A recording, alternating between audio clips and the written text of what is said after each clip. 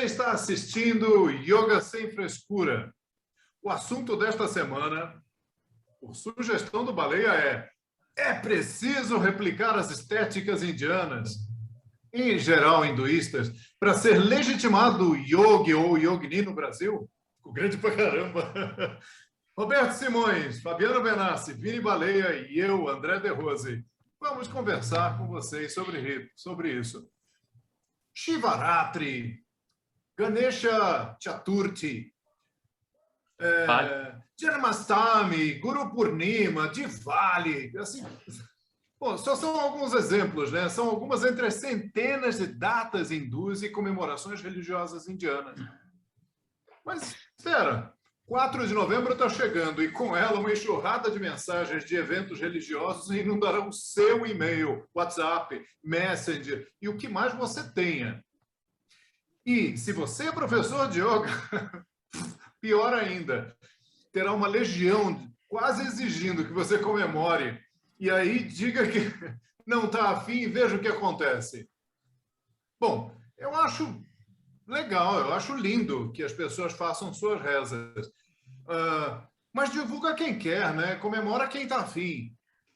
O Diwali está quase chegando e eu até compreendo que se você é hindu, se você é sikh, se você é jainista ou se você é budista, você queira comemorar, assim como muita gente aqui no Brasil comemora o dia do Papai Noel, né? Seja por tradição familiar ou mesmo por nostalgia, mas por obrigação não, né? Acho que não fica legal. O que vocês acham disso, gente? O que vocês acham? O que você acha disso, Baleia, já que você deu o título de hoje?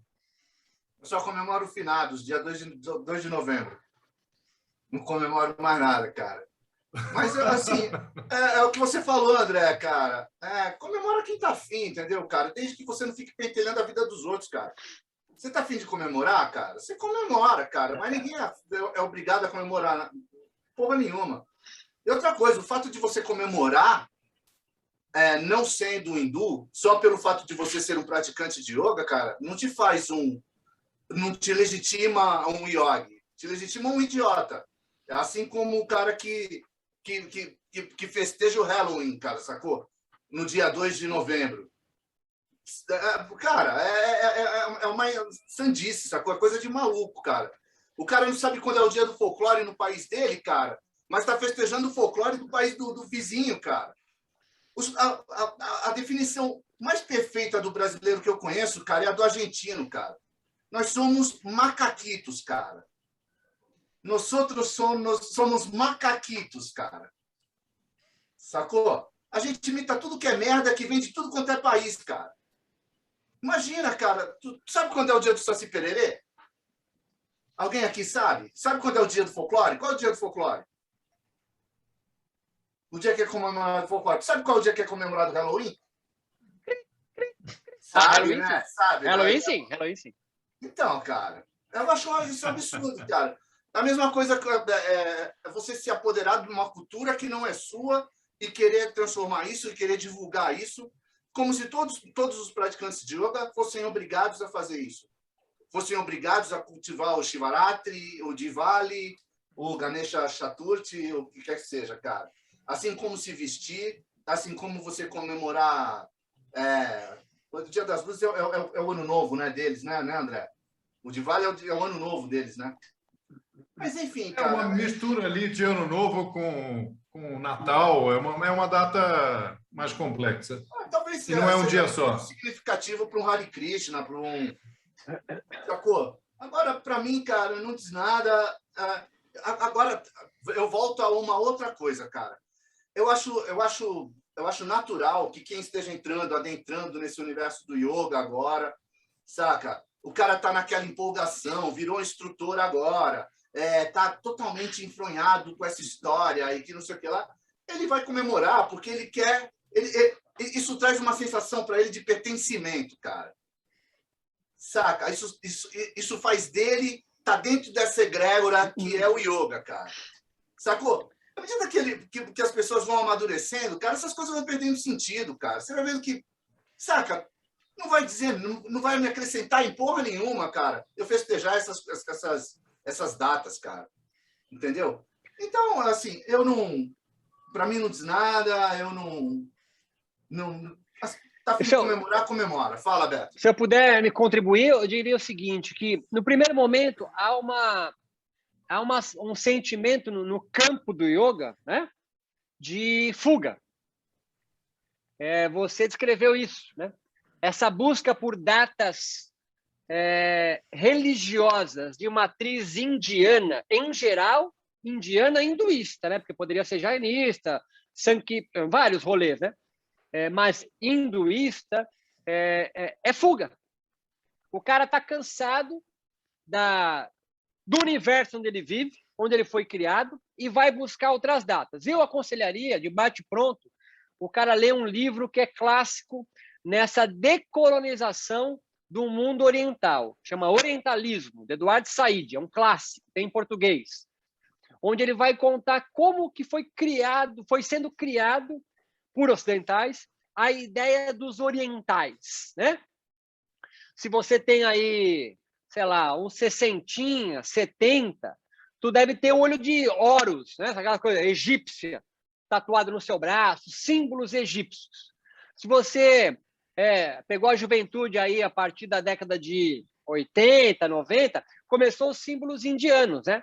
E eu poderia apostar, sem muito medo, que talvez a próxima geração, eu conto pela minha filha, que tem 16 anos, vai estar tatuando símbolos coreanos, chineses. Então, essa é a minha primeira aproximação. Há uma moda de culturas, né, que são populares. O Baleia colocou muito bem, como os argentinos nos descrevem, né? E eu queria só citar também a forma como o povo Yanomami cita nós. Ele cita nós de povos da mercadoria. Interessante, né? Povos que juntam coisas. Somos nós, né? E as coisas não são só materiais, uma casa com uma cerca, um cachorro e 2 carros na garagem, mas também símbolos, né?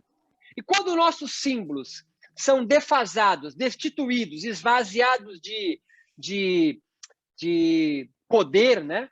De sentido, o cara, em vez de entrar em depressão, ele vai fazer um curso de formação de yoga. É muito comum nos cursos de formação de yoga, e não acha que você é novo pensando isso, porque já tem vários trabalhos sobre isso. É muito comum o discurso de que eu agora não quero mais o mercado financeiro e vou ser professor de yoga. Acho que o Benassi depois pode dissertar sobre isso, né? Como é comum. Uma segunda aproximação é uma ideia, como o Baleia colocou muito bem, de tentar se reafirmar num novo espectro de saber, se vestindo dessa cultura que você acha superior alheia, né? Então, se veste Brahmani, cor de açafrão. Eu acho interessante que um dos líderes carismáticos do yoga no Brasil, não vou citar nomes, que teve envolvido numa discussão aí, que ele foi meio machista, vestido a paisana, né? Tipo Prembaba depois do escândalo, tá ligado? De boininha, uma pena e roupa social. Então, eu percebo já uma guinada desses líderes carismáticos do yoga saindo dessa replicação, porque já está vendo que não está pegando mais, né? Então, discurso como o do Baleia, meu, do Benassi, do André, que descaracteriza, descredibiliza, deslegitima essas aproximações da cultura indiana como autenticidade de ser yogi, né? É parecer indiano. Besteira, é um alemão praticando capoeira e querendo imitar ser alguém de Salvador, tá ligado? Então, essa é a segunda aproximação. Já vem se transformando essa ideia de tentar ser orientalista. E eu amarro aqui para passar para o Benassi. Na minha geração, década de 60, 70 e 80, todo mundo tinha um puto orgulho. Eu já fui... Quantas vezes foi para a Índia? Né?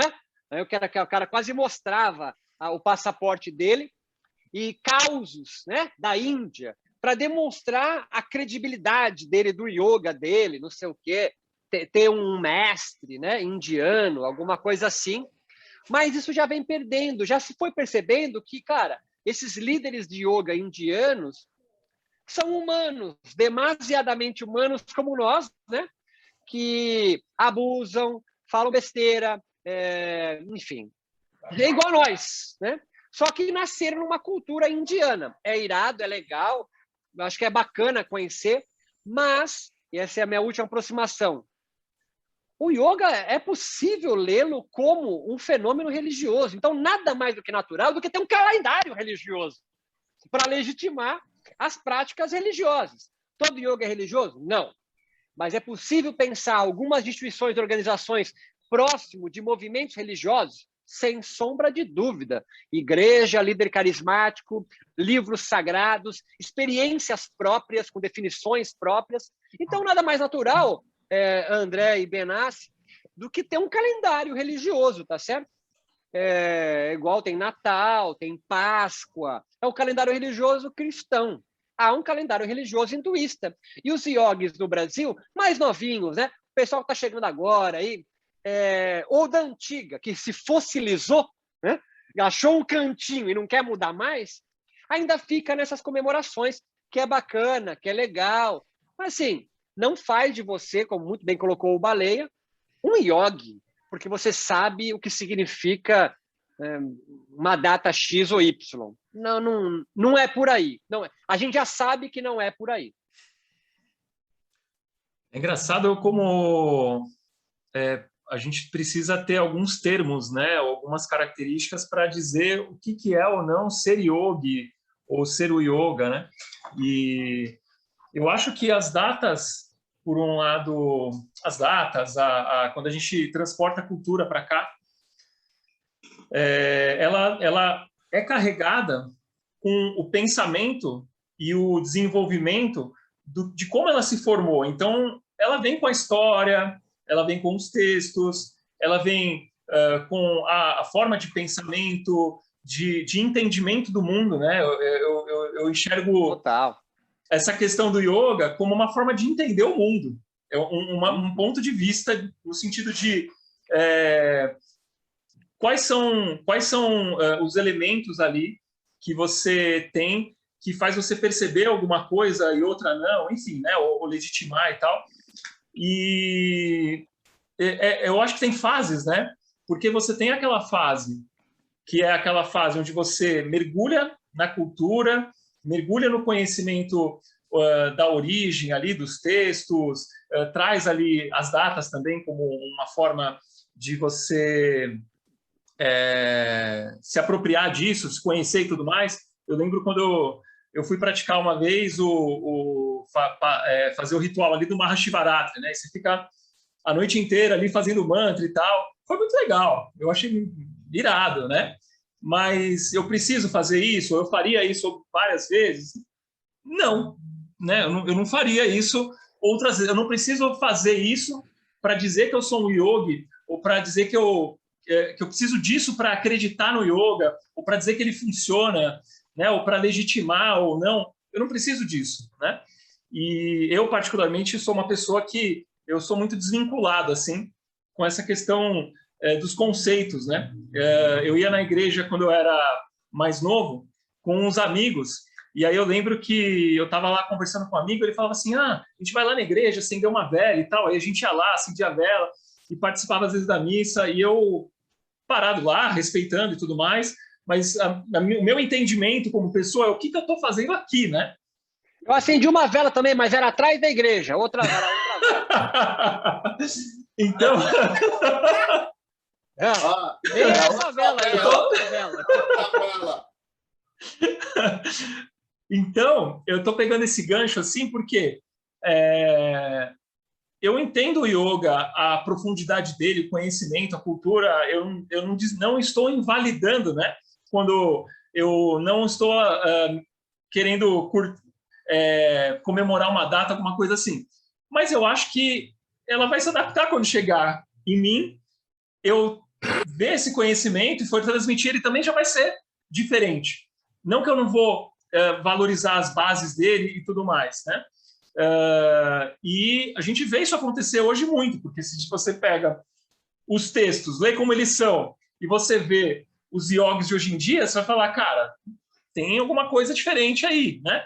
Na forma de praticar, de comportamento e tudo mais. Mas isso não invalida o yoga, né? Porque o yoga continua sendo algo que vai mudar ao longo do tempo, como o Beto fala e cansa de falar, vários yogas, né? Eu acho que como um aprendizado, para a gente entender a cultura e saber de onde ela veio e tudo mais, é válido.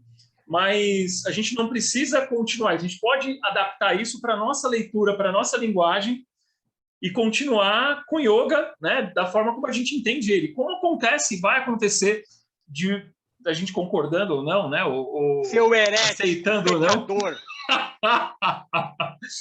Porque é o que a gente vê de mudança, né? O que a gente vê o que difundiu o yoga hoje em dia são práticas modernas, são linguagens modernas. Qual que é o yoga mais falado aí no meio? É o Vinyasa Flow Yoga. Da onde Vinyasa Flow tem no sânscrito? Onde Vinyasa Flow tem dentro... Pode ser que tenha um conceito ali, claro, né? Você pega o Ashtanga Vinyasa, você pega outras leituras ali, você vê a base de inspiração. Mas já mudou, né? Então, eu concordo que você não precisa participar de datas, você não precisa querer comemorar para você ser um yogi, para você gostar de yoga, para aproveitar o que ele pode fazer com você, entendeu? Mas, Fabiano, se a pessoa também quiser, e isso tem que ficar claro aqui, se a pessoa também quiser, ok, tá tudo bem. A questão é a cobrança, a vigilância da vida do outro. Quando você fala, não, eu não comemoro o Shivaratri, que você, Guru Purnima, putz, como assim você não comemora o Guru Purnima? Não tem nem guru para comemorar a porra do Guru Purnima, pomba, né? Mas isso daí não é uma exclusividade do yoga, né? É aquela coisa do sair do comum. Você tá... É como você praticar judô. Você pratica judô, jiu-jitsu, você sai de kimono na rua, você quer que a pessoa saiba que você tá aprendendo jiu-jitsu. Você aprende Kung Fu, cara, quanto você não viu andando pela rua de sapatilha, com aquela calça, aquela camiseta com dizeres chineses na frente? Eu pratico Cobra Kung Fu. cai, cobra cai. Coisa... Pô, né? Faixinha na testa. Mas é o que eu acabei de falar, cara. Esse tipo de manifestação e de cobrança e de envolvimento das pessoas com a cultura alheia, cara, elas querem ter essa sensação de pertencimento, cara, de pertencer a um grupo e esse grupo legitimar ela. Ou seja, ela divulga aquele propósito dela, aquilo que ela está fazendo, que ela está praticando, e ela se torna parte da divulgação desse grupo, entendeu? É uma via de duas mãos, cara. Isso acontece com o triatlon, cara. Você vê os grupos de corrida aqui no Ibirapuera. Aliás, eu não sei, cara, mas isso é uma coisa do ser humano, cara, porque o cara viaja para Disney e ele quer vir com o moletom da Disney, cara. O cara vai para o Canadá, ele volta com o moletom do Canadá e ele quer desfilar. E aí a diferença só... Dani, como é que você reconhece um surfista? Então, a diferença só é que no yoga vem agregado uma ideia de visão de mundo, como o Benassi levantou, né? Por mais que a gente possa pensar que há uma visão de mundo do surf, do triatleta, mas, porra, no campo espiritual é bem específico ali, né? Então, o que a gente está criticando aqui, e crítica não significa aniquilar o diferente, é só uma outra perspectiva, né, inclusiva, de outros que também não querem se fantasiar como hinduísta. Eu acho que é isso o mote que nós estamos falando aqui, né? É possível praticar yoga sem uma estética indiana. Mas aonde você vai aprender yoga? Sim, você vai beber nos extratos indianos, Yoga Sutra, Tantra, que está voltando. Textos do Hatha Yoga, você vai beber. Vedas, você vai beber. Mas eu posso construir desses extratos uma forma, um plano de vida yógico não indiano. Por mais que eu extraia extratos, eu posso construir algo singular e único. E eu sei que isso aqui talvez daria um outro programa. E é o que mais a galera fica encucada com as minhas falas, sobretudo. Então, pode tudo. Não é que pode qualquer coisa.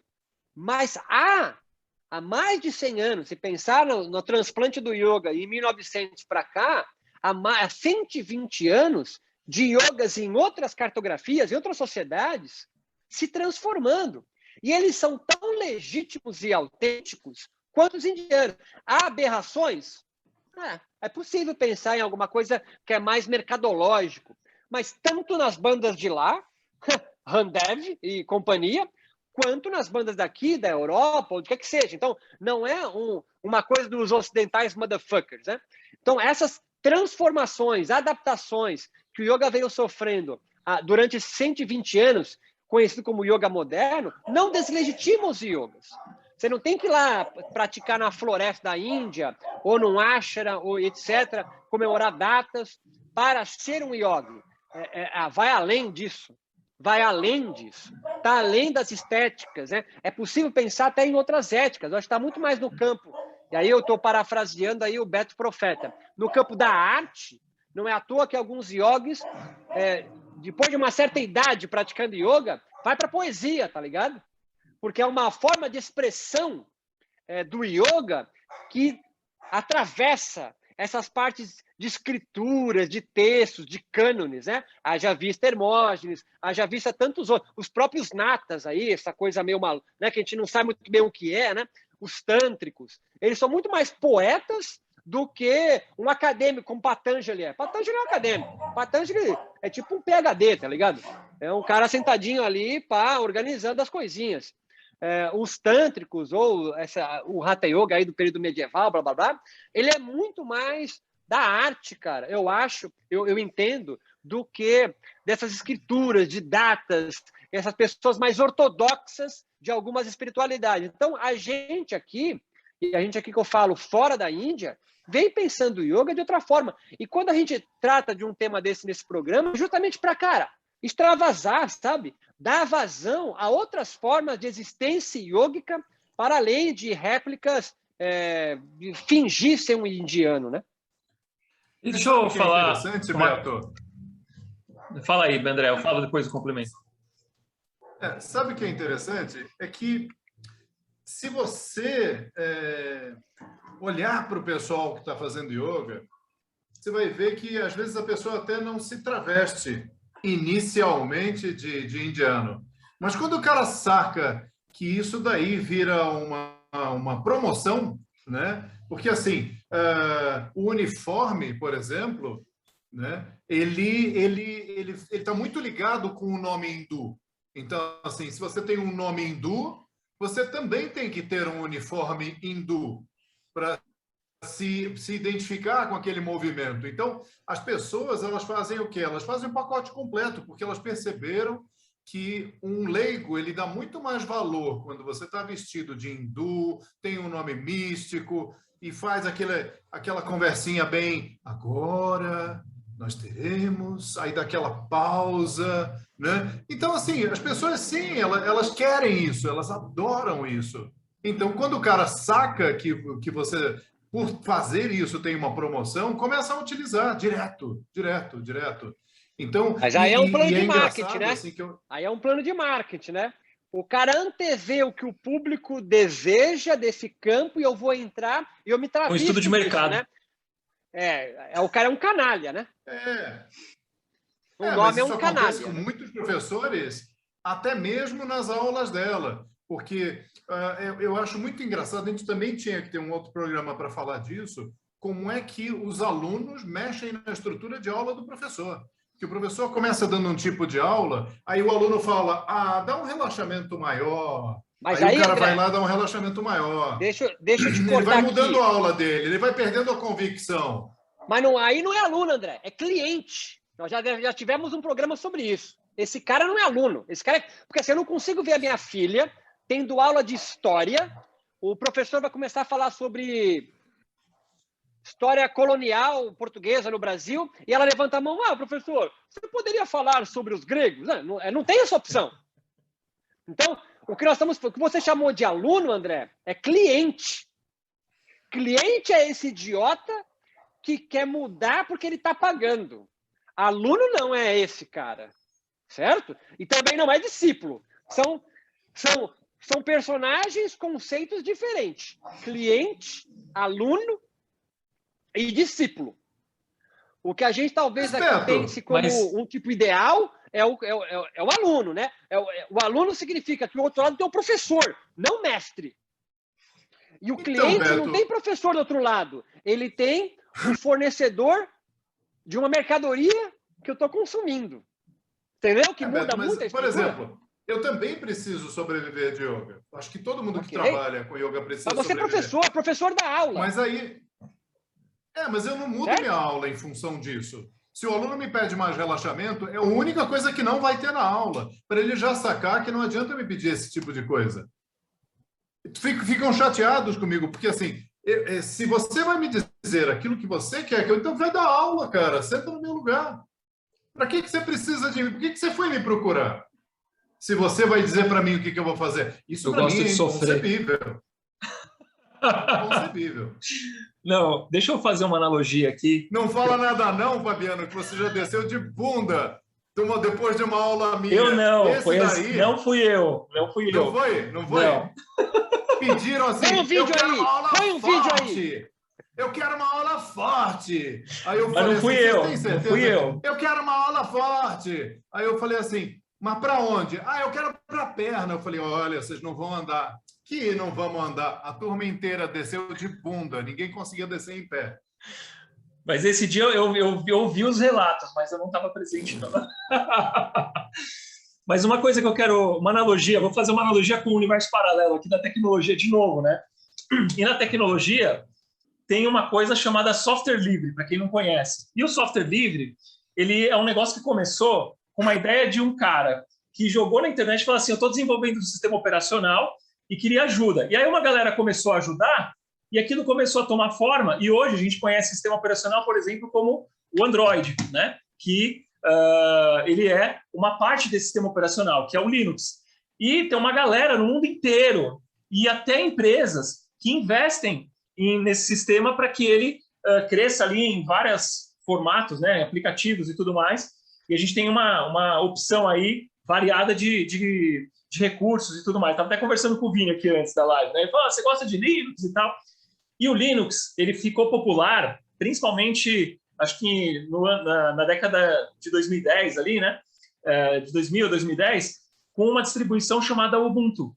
E o Ubuntu, ele foi uma empresa que começou a fazer de um jeito mais regular ali as atualizações, e ela começou a ganhar na tecnologia muito mais visibilidade, né? E o que aconteceu também a partir daí, que eu acho que foi muito legal, é que muitas distribuições que hoje existem de Linux, elas usam o Ubuntu como base para ela criar a distribuição dela. Então, você tem uma distribuição também que é muito famosa hoje em dia, que é o Linux Mint, que ele também ele é feito a partir do Ubuntu. E o Ubuntu ele também tem uma base, que é o Debian. O Debian é uma distribuição que ela é estável absolutamente. Assim, aqui dá menos pau Nós vamos chegar essa distribuição. Em Deus?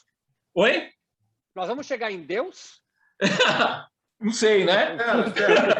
Mas o que eu quero dizer é o seguinte, você pega uma distribuição como o Linux Mint, ela não está deixando de ser um Linux, mas ela é um Linux diferente do que era o Ubuntu, mas ele depende do Ubuntu, de uma certa forma, para existir, porque ele está se baseando nela.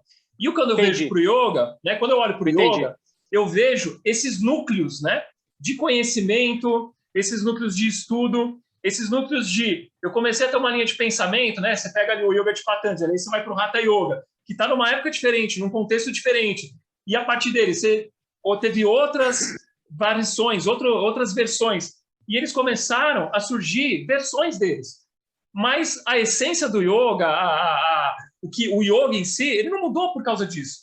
Mas quando a gente traz ele para cá, para fora do território, né, muito além, e a gente tem uma influência também que a gente tem que levar em consideração, né?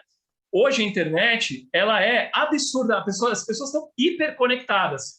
Então, o nível de acesso, de interpretação e de opinião que as pessoas dão sobre alguma coisa é muito intenso. Já era quando eu comecei a praticar yoga em 2003, lá atrás, né? 2001, na verdade, um pouco antes. Mas hoje isso ficou muito mais intenso. E é óbvio que o yoga ele vai ter uma transformação, ele vai ter uma metamorfose, né? Estou encontrando a palavra aqui. Ele vai se mudar. Ponto de inflexão. Ponto de inflexão, sei lá. Mas ele vai ter transformações nesse processo e que vão ser transformações de entendimento do contexto que ele está vivendo. Então, a gente que está aqui no Brasil, a pessoa que está lá nos Estados Unidos, a pessoa que está em outro país, ali na França, em Portugal, não sei o quê, cada um pega o yoga e esse conhecimento e eles vão adaptar para o contexto que eles estão vivendo, para as pessoas que eles estão levando e fora, né, que a gente tem que levar em consideração outra coisa. Ninguém consegue aprender o yoga todo de uma vez. A gente vai aprendendo pequenos pedaços e tendo pequenos conhecimentos, isso vai moldando a forma como a gente aprende. E aí também... O erro, André Benassi, que você colocou muito bem, eu daria o nome, em vez de ponto de flexão, de dobra. O erro que eu penso é que a galera tem medo de cada dobra dessa, ou adaptação, ou transformação, como se fosse uma xerox que vai perdendo o yoga a cada dobra. Mas não, cara. Não dá para fazer essa comparação com xerox. Exatamente. Xerox é um negócio de velho, xerox, né? Mas não é uma cópia da cópia da cópia. São dobras diferentes, porque o yoga, em cada cartografia que ele se estabelece, ele produz soluções criativas para aquele campo. E aí, usando a tecnologia de novo, só para completar aqui o raciocínio que você falou também, Beto, usando a tecnologia de novo como exemplo, se eu pego um Linux que se desdobrou ali várias vezes para frente, né? Então eu pego essa versão mais original ali, o Debian, e eu tento rodar um aplicativo, né, de editor de imagem, um aplicativo de edição de foto, e eu tento rodar esse aplicativo lá na frente de também edição de imagem e foto, ele vai rodar nos dois. O que vai mudar é o conceito de cada um, a configuração, como é que eu vou juntar ali determinados recursos e entendimento, mas o funcionamento, ele continua. Ou seja, se eu for pegar isso para o yoga, o aplicativo, né, yoga, continua funcionando. Ele pode continuar funcionando no corpo, ele pode continuar funcionando na nossa mente, na forma como a gente respira, na forma como a gente encara o mundo, nos princípios éticos, mas ele vai ter uma diferença ali de contexto da realidade da pessoa e do lugar que ele estiver. Benassi é um monstro nas analogias que ele faz. Deixa eu só colocar uma parada aqui. Por que isso só acontece teoricamente ou mais visivelmente no yoga ou na filosofia hindu? Por que tu não vê um messiânico com jorei se vestindo de japonês, fazendo origami no meio da rua? Mas tem, tiozão. Tem. É que nosso mundinho é do yoga. É igual quando você fazia taekwondo, Baleia. Você via só vídeo de taekwondo, você andava com o cara do taekwondo, viajava para lutar taekwondo ou da natação. Aí quando tu saiu, parece que ninguém luta taekwondo. É que a gente não muda, vive no mundinho, brother. Mas cada mundinho tem reikiano por aí também, tem Mahikari, tem Jorei fazendo Tai Chi Chuan, tudo isso acontece, cara. Tem Exu falando de chakra. Não, assim, o que eu estou falando assim, porque eu não sei se é porque tem uma vestimenta muito tradicional, tem uma música muito tradicional, tem as festividades muito visualmente muito identificáveis, saca? O lance do... Olha, a minha mãe não sabe nem do que você está falando. Não, mas eu estou falando de quem tá no meio, é óbvio, Beto. Pô, quem está no meio vai saber, mas, claro, cara. Mas assim, eu nunca fui de... Enfim, eu não gosto do Halloween, cara. Eu sou um nacionalista, de uma certa forma. Mas... Bolsonaro. Ó. Veja a bandeirinha aqui atrás dele. No meu revólver é assim, ó. Mas, cara, assim, eu acho estranho, cara. Eu acho muito louco. Então, o assunto de hoje, eu estou viajando aqui, não sei se vocês estão falando, e não consigo formar uma linha de raciocínio, cara. Que ótimo. Te juro, cara. Que ótimo, cara. Isso é bom. Porque pra mim, ou você está cansado, ou a gente fundiu essa cabeça. Não, é meio maluco, cara, esse negócio de se apropriar da cultura alheia, cara. Sinceramente, cara, eu vejo a gente com uma cultura tão rica, cara. O brasileiro tem uma cultura tão rica, com tanta mistura, com tanta coisa. Porra, em vez de comemorar o dia de Shiva, meu irmão, vai comemorar o dia do Preto Velho, cara, que tá ali, é muito mais acessível. 13 de maio, meu aniversário. é muito mais nossa, sacou? Do que a porra do Shiva, cara. Tá muito mais perto. Mas Entendeu? tem uma... Cosme e Damião, cara. Entendeu? Mas aí entra, Benassi, depois eu te passo. Mas aí entra, Baleia, a síndrome de vira-lata. Então, Certo? Cultura brasileira não é tão sofisticada quanto a indiana. porra, por quê? Porque lá tem uma porrada de vagabundo pelado, fumando maconha no meio da rua. E o nosso Cara, toma Jurema. entendeu? E ayahuasca. Cabeludo, pra cá. Ayahuasca foi o Prembaba que levou pra lá. Não tinha ayahuasca lá. Não. Eu digo aqui, né? Aqui, lá eles são maconheiro, aqui a gente toma Jurema e ayahuasca. Mas é síndrome de vira-lata do brasileiro. Volto à colocação sua do argentino pra gente, cara. Exato. Nós imitamos os outros, tá ligado? Claro que nós estamos generalizando, né? E o Brasil está num processo diferente já, de descolonização, de pensamento diferente. Tá piorando, né, cara? Pô, vem manifestação pensar aí, com a bandeira dos Estados Unidos, cara. A gente dou meu braço a torcer a você. Isso, pode crer. Pensar por esse lado aí. Tem 30% de brasileiros aí alucinando, querendo pegar visto norte-americano, né? Mas sabe uma coisa que eu tô... Uma coisa que eu acho que contribui para essa questão da gente ter acesso a culturas diferentes e tudo mais, é você ver, por exemplo, o cinema, né? Muito do que é feito no cinema é com base naquilo que existe naquela região e tudo mais. A maioria dos filmes que a gente tinha aqui, né, de bilheteria ou que passa na TV e tal, são filmes que são produzidos lá nos Estados Unidos, mas não tem outros filmes bons. Mas aí tem uma coisa que eu acho que é muito legal, né? E eu volto a falar de tecnologia, porque eu acho que a tecnologia muda tudo nesse processo. Você pega o Netflix, que agora ele está produzindo, está fazendo produções, e eles estão tão grandes que eles começam a fazer parceria. Você vê filme da Rússia, você vê filme do Japão, você vê filme agora do Brasil. Né? E o Brasil está contando, tem um filme do Brasil que conta história ali do folclore também, né? Que eu não lembro o nome, que eu vi...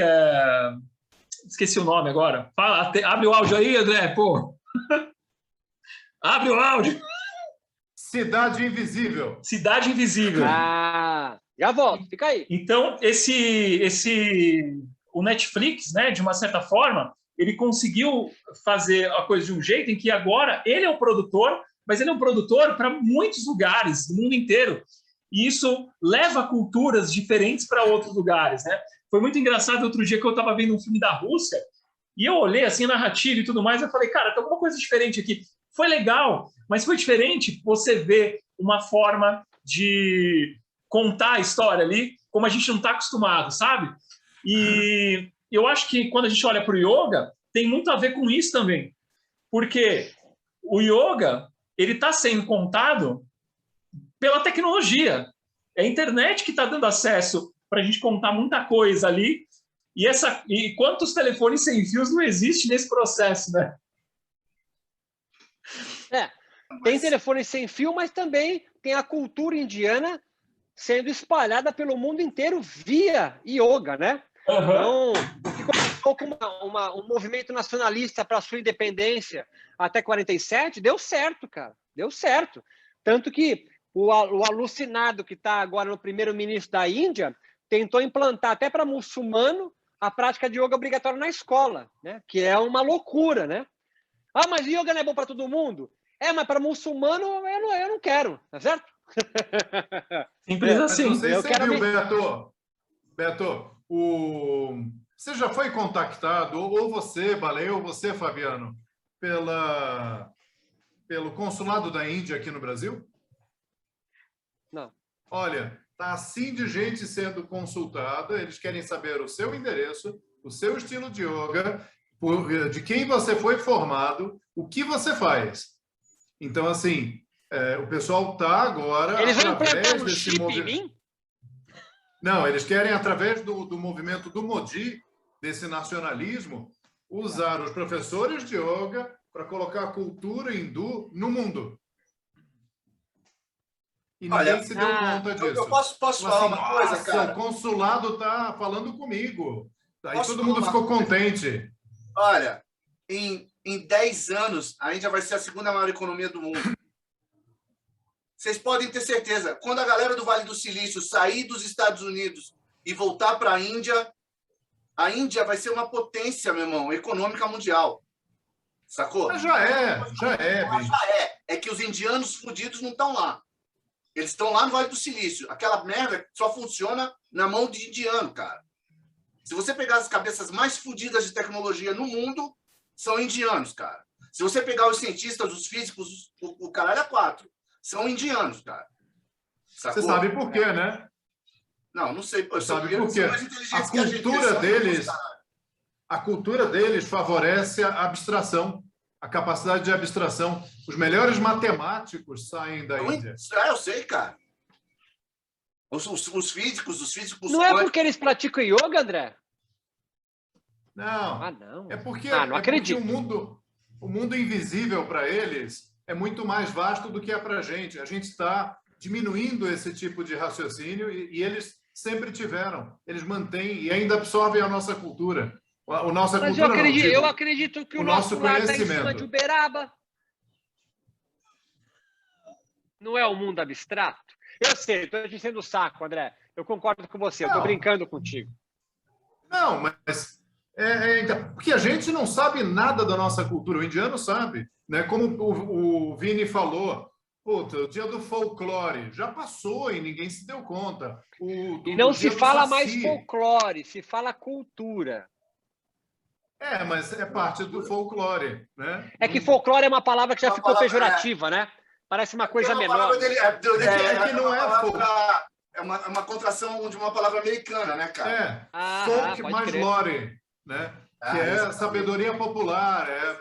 E aí virou uma coisa completamente diferente. Igual guru, igual outras palavras. Mas, por exemplo, brasileiro nenhum que eu conversei sabe o que é o boi-bumbá. É o bumba, porque meu boi. É do norte. Não. É o boi-bumbá, é a maior festa brasileira que existe, maior do que o carnaval. E as pessoas não sabem. É enorme, enorme. E ninguém conhece. Aí você fala, pô, pelo amor de Deus. A cultura predominante e hegemônica no Brasil é sudestina, cara. A gente conhece a Oktoberfest, mas não conhece a cultura do Norte e Nordeste. Mas o Oktoberfest não é uma festa cultural.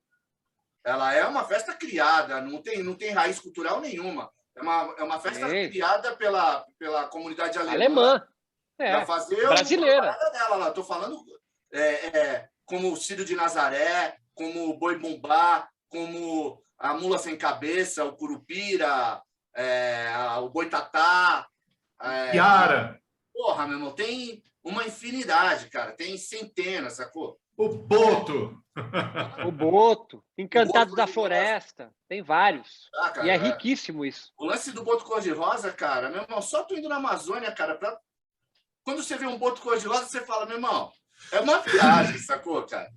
Tu fala, porra, meu irmão, achei que eu não fosse ver um nunca. Tu chega lá, tem 1 milhão de botos cor-de-rosa. Os que que ácido colocaram no teu chá?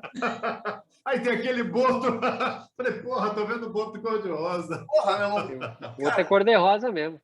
É incrível, cara. É incrível. Aí tem lugares que você mergulha com os botos, cara, que nem Miami, cara. No meio da Amazônia, cara, no meio do Rio Negro, cara. Eu acho que essa é a coluna vertebral do que a gente está falando aqui, né? A cultura brasileira não é uma luta, cultura brasileira versus cultura indiana. Então, pratica yoga. Não! Deixa se misturar, cara. Deixa se misturar, é riquíssimo isso. E aí faz o yoga ter mais sentido para populações brasileiras que ainda não faz. Sobretudo para a população periférica e que não é sudestina.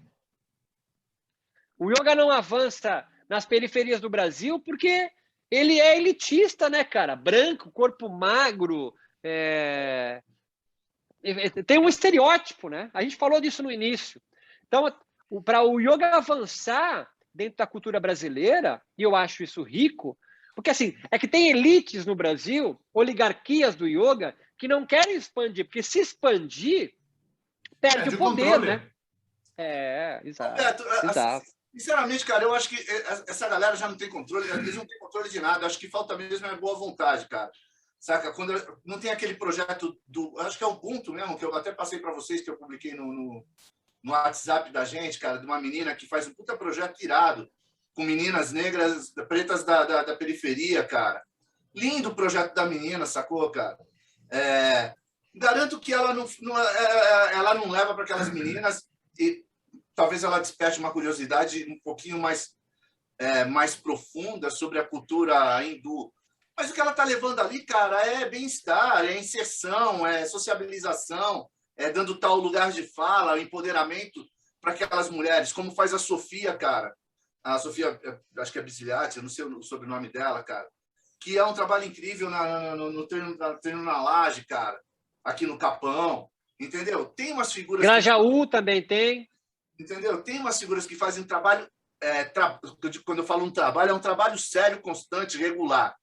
Sabe? Uhum. Não o cara que vai ali esporadicamente e dá uma aulinha de yoga ali e acha que fez uma caridade. E também não é aquele que vai levar para populações carentes o saber ancestral do yoga. Não é esse. Não. O que ela quer, cara, que fique claro isso. O que eu senti que essas pessoas querem, cara, é dar condição de empoderamento mesmo, cara. Assim, eu detesto essa palavra empoderamento, porque... Assim, potencializar a vida deles. Cara, porque quando alguém está se empoderando, alguém está se fudendo. Sacou? Eu vejo assim, cara, cria uma competição, cara, tal do empoderamento. Eu também não gosto da palavra empoderamento, Entendeu? Assim, essa sua amiga que usou o Ubuntu, ela usou a melhor palavra africana que ela poderia, que é justamente juntar as pessoas, né? Deixar eu as pessoas... acho, cara, que, por exemplo, ela podia ter usado uma palavra hindu, cara. Né? Ela está levando yoga para a periferia, ela podia ter usado uma palavra hindu. Porra, ela usou uma palavra africana, velho. Irado. Velho.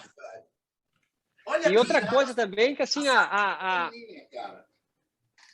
até essa aproximação do yoga, que nasce com o norte-americano, né?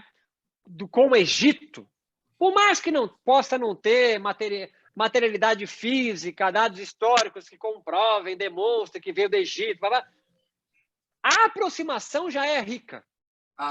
Dá um passo para fora e fala assim, cara, olha só, o rolê que os caras fizeram para legitimar o yoga para corpos pretos, sabe? Eu acho isso lindo, cara. Eu acho isso lindo.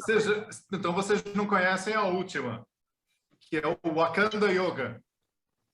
Wakanda Yoga. O pessoal está trazendo, né? O Wakanda Forever, não sei o quê, Pantera Negra. Isso. O pessoal está usando agora isso. É muito legal, cara. Eu acho muito legal. Eu acho mais do que legal. Eu acho revolucionário. Eu também acho. Eu acho mais do que legal. Assim, Mesmo porque os corpos indianos de Dalit, do sem casta, é preto. E fora isso, cara... Ele demonstra, cara, uma coragem subversiva, cara, fodida. É como se você quebrasse um bagulho assim e falasse assim, ó, meu irmão, é muito legal, vocês serviram de uma base para mim, agora daqui para cá, velho, a história é outra. Sacou? Ou assim, eu crio um desvio e faço o meu rolê. Continua vocês aí, beleza, eu não quero que vocês morram. Não, mas não é isso que eu tô falando. Eu criei um desvio. Mas o que eu digo assim, ó, eu acompanho vocês, eu aprendo com vocês até aqui. Daqui para cá, meu irmão, tem um limiar. Eu não estou negando vocês, eu não estou credibilizando vocês. Mas daqui para cá, o que eu aprendi, eu vou aplicar para um outro rolê, cara, para uma outra coisa, cara. Exato. Eu vou encher o saco dos nossos ouvintes um pouquinho. Fala. Eu vou encher o saco dos nossos ouvintes um pouquinho. Eu não vou abrir nada, mas assim, nem como é, o que é, da forma que é, mas eu e o Vini, a gente está montando uma coisa surpreendente que quando vocês virem, vocês vão ficar desbundados. E assim, não vou falar nada, Vini, nada. Se eu falar alguma coisa, o pessoal entra na frente, você sabe como é que é, né? Então assim, o pessoal André, você vai começar a falar assim, você já ficou alguma vez na vida desbundado? Você sabe o que é desbundar? Pois bem, a notícia que eu vou trazer para você nos próximos dias irá deixar você de uma forma desbundada, plena, que você nunca viu na vida. Pronto. Desbundada plena. Purna desbunde. Mas é isso, Purna cara. Bodananda. voltando ao assunto, assim, você não precisa ficar de cosplay de nada, sacou? Como o Beto diz, cara. Você não precisa ser cosplay de nada. Você pode criar a tua parada. Você não precisa deslegitimar ou descredenciar o que você tem de aprendizado, o que você absorveu de conhecimento, para fazer uma coisa... Não precisa ser nova, pode ser diferente, ou pode ser nova mesmo. Vai da tua criatividade, vai da tua... com que você se identifica, cara, para você poder se libertar de verdade, cara. Senão você não se liberta nunca, cara. Você fica sempre... Fica numa dívida infinita, né? Cara, você fica sempre replicando e repetindo um certo padrão de conhecimento. Nunca chega. Nunca chega, cara. Você nunca chega. Faz nada, cara. Pô, desapega aí, ó. Desapega dos caras, sacou? Aprende com eles, cara. Pô, é tão bom aprender, cara. Aprender com... Lê Yoga Sutra, lê Vedanta, lê Pradipika. Mas lê outras coisas também, cara. Lê outras coisas também. Não adianta você passar o resto da vida lendo os Vedas, sacou? Não adianta você lê passar... Fernando Pessoa, lê Fernando Pessoa. Tirou daqui. O quê? Eu ia falar, Fernando Pessoa, ele se adiantou. Lê, cara, lê. Por quê? O Fernando Pessoa tem uma passagem que eu me amarro, que ele fala assim... Eu não sou nada. Não, das árvores, das pedras, né? Que ele fala, se Deus... agora não sai a frase, mas deixa para lá também. Se Deus é na natureza, se Deus é a pedra, a árvore, não sei o quê... Eu venero a pedra, as árvores e a natureza. Fantástico. Devia ter um sutra disso. Agora, gente, a gente vai precisar que cada um terminar. faça o seu sutra, malandro. Que cada um faça o seu sutra, cara. Por que não? Por que não? Sacou? Pô, em vez de ter 5 yamas e 5 niyamas, bota 10, 15, 20. Tira todos. Tira todos, cara. Porque pra mim é um puta de um código moralista do caralho. Então mas tira. Mas é a doutrina, né, cara? Se você não seguir a doutrina, e aquilo ali... Tony Robbins, né? É o primeiro Tony Robbins do yoga. Não, os 10 mandamentos, cara. É o Tony Robbins do bagulho, cara. Primeiro Tony Robbins do yoga foi boa. Os 3 T's, sei lá, cara. Tem um monte de teoria coach aí, cara. 3Ps, 3H, 4C, 5W, sei lá. Nem me fala. Gente, vamos encerrar? Vamos embora. Então, gente, obrigado pelo papo. Posso falar uma coisa? Feliz Diwali. Claro. Vai se fuder. Mas tem o seguinte, o dia que o pessoal me vê organizando um Diwali ou organizando uma festinha qualquer, porra, também não me cobra, cara. Eu quero ter o direito de fazer ou não fazer a hora que eu desejar. Agora, a cobrança é que eu fico irritadíssimo, eu falo assim, porra, vai cuidar da vida do outro, sabe? É que, André, você é mestre, André. Você de nós 4 aqui é o mais mestre de todos, cara. Se fudeu. Mestre Cuca. Não, mais mestre não. Eu cozinho bem. Eu tô bem longe de mestre, velho. O cara é o mestre, brother. Você é mestre. Você tem nome de mestre. Tem nome de mestre. Tu tem a barbicha de mestre, a careca de mestre. Tem RG de mestre. RG de mestre, malandro. Caralho. Guru carequinha. Qual tu tem? É o RG de mestre, brother. Carequinha, barbichinha, fala no sânscrito fluente, CPF tem nome de mestre. É mestre, cara. Você podia até colocar o nome, Gureca. Gureca. Ó. Muito bom, André. Gente, vamos encerrar essa bagaça aqui, vai. A gente já está bagunçando. Bom, você assistiu Yoga Sem Frescura. E o nosso assunto de hoje foi patrocinado pelo Vini, que é preciso replicar estéticas indianas para ser legitimado o yoga no Brasil? Foi isso, né? Ou algo assim. Foi isso. Alguma coisa do tipo. Do gênero. A gente deu uma puta volta. Roberto Simões. Roberto Simões, Fabiano Benassi, Vini Baleia e eu, André De Rose. Vamos encontrar vocês em breve para falar mais alguma coisa incômoda, chata, gostosa, maluca ou completamente sem sentido. Um abraço E não para vocês. esqueçam que quando voltar, a gente poder voltar mais ou menos aí ter presencial, vamos fazer um retiro aí do Yoga Sem Frescura, tá certo? Todo mundo convidado. Até mais!